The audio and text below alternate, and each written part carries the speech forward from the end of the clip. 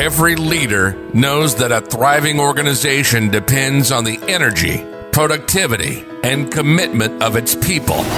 But few leaders are able to cultivate the employee engagement and performance needed for this level of success. What's the difference?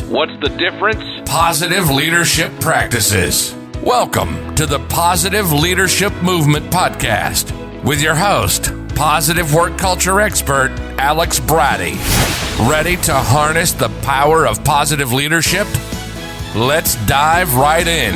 Hello and welcome to episode 29 of the Positive Leadership Movement Podcast. I'm your host, Alex Bratty, and in this episode, we're going to talk about how you can dig deep right now to find the resilience you need to keep working through this seemingly never-ending pandemic. I know, it's only been a month or two, but it does feel like it's dragging on, right? And we're going to talk about how to navigate through those feelings and how to move beyond that so that you're back on track. Before we get into that, though, as always, I just want to take a moment to thank you so much for being here.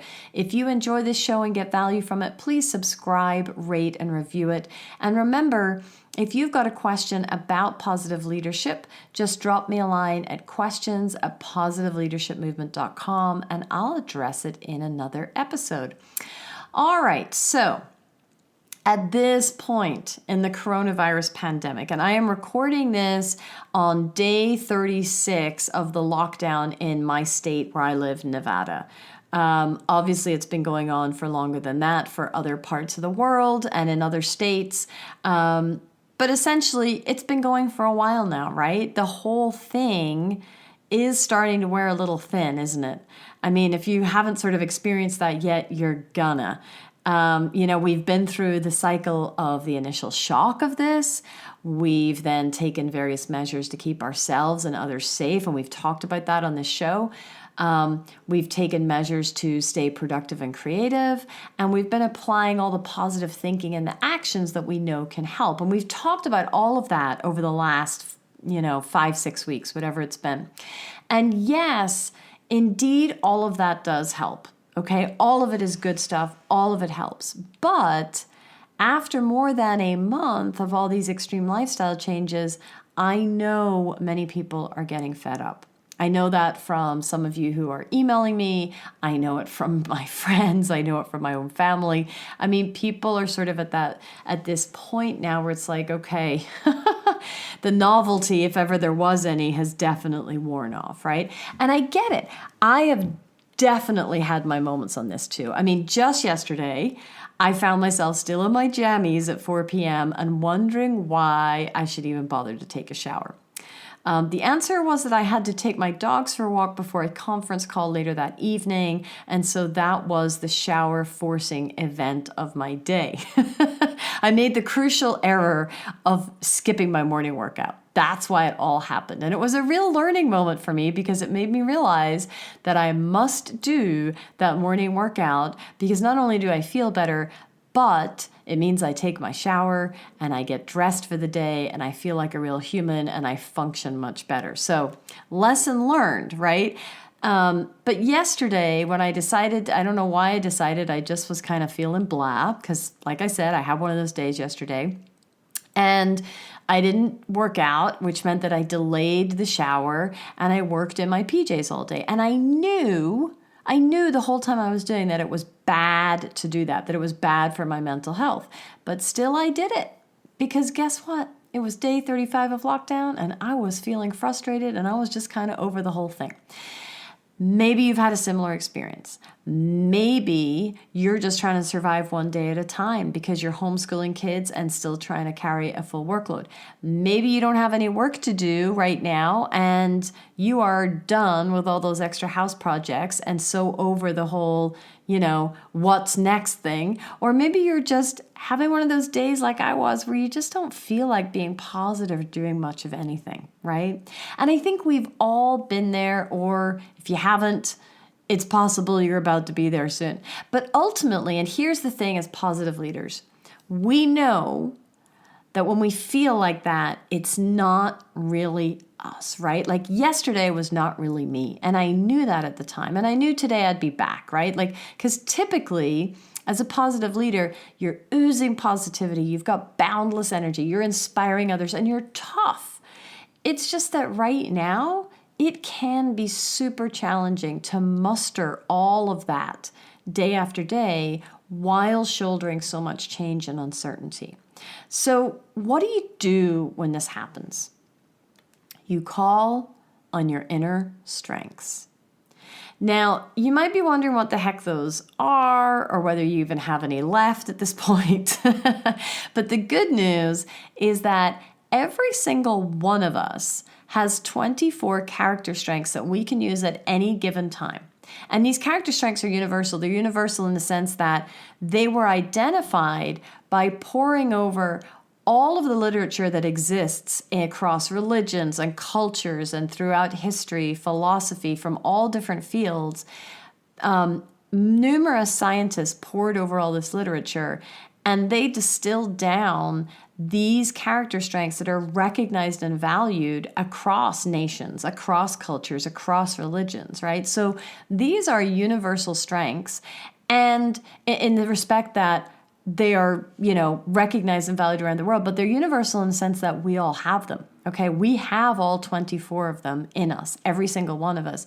It's just that, sure, for some people, some strengths may be more prevalent than others, but the fact is you still have all 24 strengths at your disposal, and you can activate them like special superpowers. And we've talked about strengths a little bit on this show before, but I felt it was important to revisit it here because there's a special need to access those strengths right now, right? And now more than ever, we need to dig deep and call on these inner strengths that we already have. And see, the thing is, half the time, we don't even know we have them. We have what's called strengths blindness.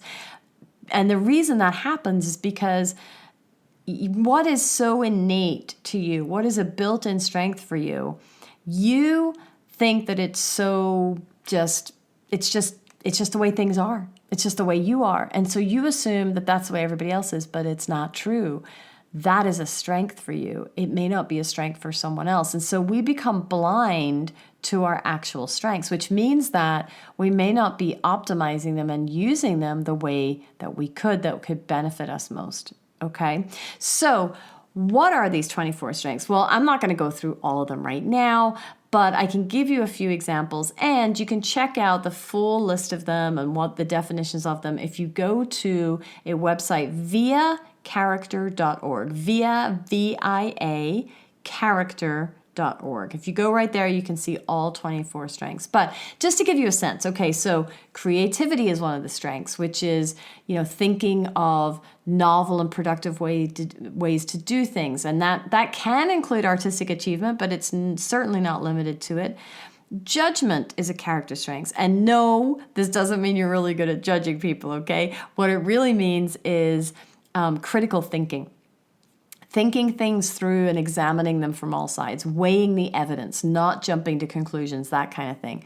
Kindness is a character strength, which is, as you might imagine, doing favors and good deeds for others, helping others, taking care of them.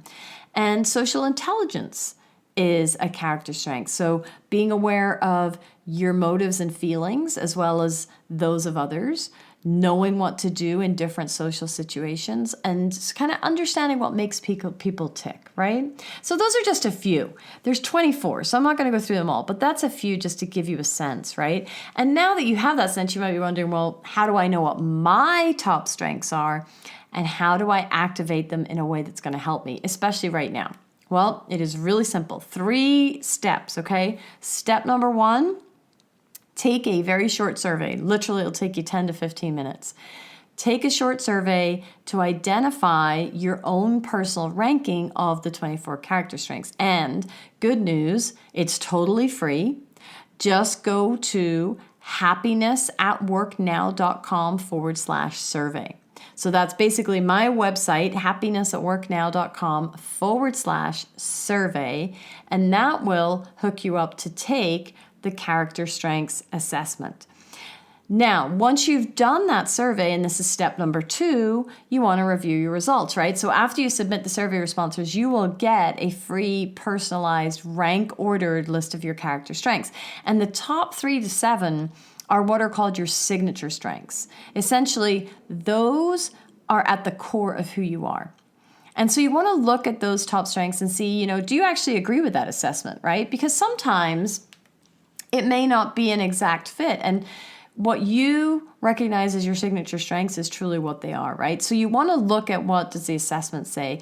And the way to evaluate this to say, is that really a top strength for me, is to kind of put it through 3 different lenses. So ask yourself, A, is this strength essential to who I am? B, is it effortless for me to use this strength? And C, when I use this strength, does it energize me, right? So is it essential, effortless, and energizing to me? And if the answer to those questions is yes, then for sure, those are your signature strengths, your special superpowers. If not, look at some of the strengths further down the list and see if some of those feel more essential, effortless, and energizing to you. Because it's possible that maybe, because no survey is perfect, right? No assessment is perfect. And sometimes the way the question is asked, it doesn't quite fit with how you would define how it's measuring a particular strength, right? So it's not perfect. And the ultimate judge of what are my signature strengths is going to be you. And the way to look at that, like I said, is it essential? Is it effortless? And is it energizing to you, right? So basically review results and especially focus on those top signature strengths. Then, step 3, apply your strengths. So, this is a fun little exercise to do, okay? And it has a lot of benefits. So, how are you going to apply your strengths? Well, pick one of your signature strengths and start using it in a different way each day this week. Or, if you don't want to just use one strength every single day, pick a different signature strength each day of the week and use it in a different way, right? So think about how you can apply these strengths to your daily challenges right now. For example, 2 of my top strengths are gratitude and hope. Now, on the one hand, you could say, well, it doesn't seem like how are you going to apply those? There's not much to be thankful or hopeful for about right now. However, if I really say to myself, well, wait, I'm looking for opportunity to use these strengths right now, I can still look at those and yes, I can use them. And in doing so, I can find more joy and inner strength in my day because I can look for stories of the kind and generous deeds that so many people are doing right now. And I can feel hopeful about how our society can pull through this together. Even though I might be fed up with Zoom meetings and being confined to my house right now, I can be grateful that the technology exists to facilitate my work, right? And that I have a roof over my head. I mean, you get the point, right? So I can apply my top strengths of hope and gratitude to this challenging situation, even when it appears at surface level that perhaps they don't have a whole lot of use right now, but in fact they do, right? So doing this requires you to get a little creative and really kind of think about it, right? And so in and of itself, doing that exercise is going to help you become much more aware of your strengths. Now, caveat, okay? Obviously, we can't use all of our strengths all of the time. We have to be thoughtful about when and how we're using them. So, for example, using the strength of humor probably wouldn't be particularly helpful when a friend or coworker is grieving the loss of a loved one, right? And similarly, if you have a top strength of curiosity, if you overuse that, it can come across as just being downright nosy, right? In some context. So strengths and applying strengths, it is context related, right? It matters what the situation is as to which strengths you're going to apply and to what degree you're going to apply them, right? So as you start using your signature strengths in new ways, be mindful of when and to what extent you're bringing them forth. Okay. Now, you might be thinking this is a nice exercise. It does sound like fun, Alex. Thanks so much. But, how the heck is this going to help me get through the rest of this pandemic? I hear you. Great question. To which there are several answers, right? Because we know from oodles of research, because everything I'm telling you about these strengths is just completely evidence-based, right? You know that that's what I share with you. It's always grounded in research and evidence. And so we know from tons and tons of research that becoming aware of and using your character strengths connects to an increase in happiness, in engagement, in productivity, in job and life satisfaction. And it's connected to a decrease in depressive symptoms, stress, and burnout. So I think we can all agree that all of those outcomes are desirable at the best of times, but even more so right now, right? Plus, here's the absolute best part, right? I have been focusing on you and saying, hey, go take the survey. And that is true. I want you to do that. But identifying and using your character strengths doesn't just benefit you. It can benefit everyone around you. Have your family take the survey. Have your team take the survey. Have friends take the survey. And then with whatever group that is, let's say it's your team at work, have a meeting to compare and discuss the results for everyone's top strengths. In fact, you could have someone compile everybody's top strengths and send it out ahead of the call so people have time to look at it and compare it and see everybody's across the board, right? And have a meeting to compare and discuss these results for everyone's top strengths. It's fun to do this. Number one, it is very fun to do this. And number two, at a more profound level, it leads to much greater understanding and communication and cooperation in groups because people now have newfound insight into each other's strengths, into each other's core makeup, as it were, right? Like what makes that person tick? Like why do they do what they do? You now have real insight into that because you know what their top strengths are. And again, obviously, more communication, more understanding, more cooperation, all of that is so needed right now so that we can continue to support one another. Right? So let's wrap it up there because really at this point you need to take action. So once this podcast is done, which will be in like 1 minute, go take the survey to figure out your signature strengths and share the link with others so they can too. So again, that link is happinessatworknow.com/survey. And then once you've taken the survey and you've had other people taking the survey, get to work on using those signature strengths, those special superpowers in new ways, because you will find that it will revitalize you and your team. You have got this. You really do. Even on those days where it feels like you don't, you absolutely have got this. And you have this amazing set of character strengths and your own special set of superpower strengths that you can call on to help you navigate through all of this and to stay strong throughout it.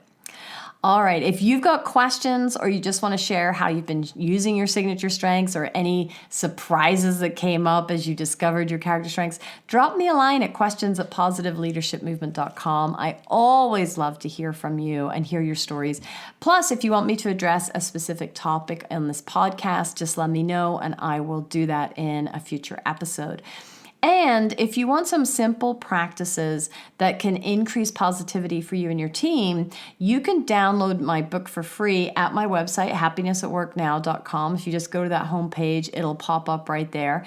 And the book is 25 Tips for Leaders, How to Leverage the Science of Happiness to Increase Performance, Productivity, and Profitability. It's absolutely free at my website.